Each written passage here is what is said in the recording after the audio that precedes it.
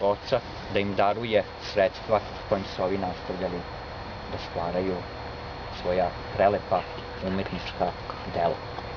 Lenka Dunđerski, kada je prvi put Laza Dunđerski ugledao, 1893. godine, je bila njegova inspiracija do smrti, kako njene, a i posle toga, sve do njegove smrti, da stvori najlepše pesme, da njoj posveti jednu malu zbirku pesama koja se zove Gospođici Lenki u spomenicu, da napiše Santa Maria della Salute kao pesmu pokajnicu, inače kako je nazvao, koja je nastala nakon kajanja koju je i sam nosio zbog pisanija i pesme koja je nastala nekih 10 godina pre Santa Maria. Santa Maria je nastala 1909. godine, upravo godina kada je Laza Kostić preminuo, dakle jedna od posljednjih njegovih pesama, kao pesma pokajnica za pesmu Dužde se ženi, koju je napisao 10 godina ranije, a u kojoj je pogrdio nekog tamo dužda venecijanskog, kako je posekao dalmatinske borove zaradi izgradnje jedne neke tamo crkve,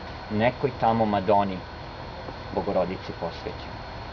Kada je otišao u Veneciju i video crkvu posvećenu Bogorodici, koja se zove Santa Maria, pokajao se grdno i ne samo to, nego kada je posjetio Veneciju 1908. godine u crkvi, u njenoj snazi, u njenoj mladosti, u njenoj belini, video je lik Lenke. I crkvi i Lenki napisao pesmu. Nigde u nijednoj strofi ne možete da razaznate da li priča i peva o kamenu ili peva o devojci. Da li peva o stvarnom ili nečem nestvarnom. Potpuno jedna iluzorna, magična, euforična pesma koja na pravilan način kada se iščita i kada se zna konotacija te pesme budi u svakom čoveku trn, budi jezu.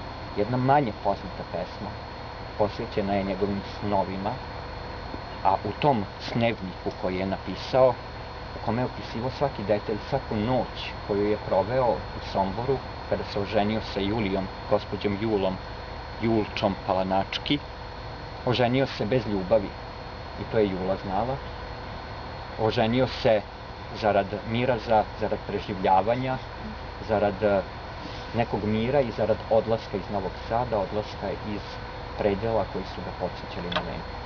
Lenka Dunđerski, kažu, tih nekoliko godina svojih poslednjih u životu, umrla je 1895. godine, imala je svega 25 godina, je ne samo što je inspirisala velikog Lazu Kostića da stvara pesme,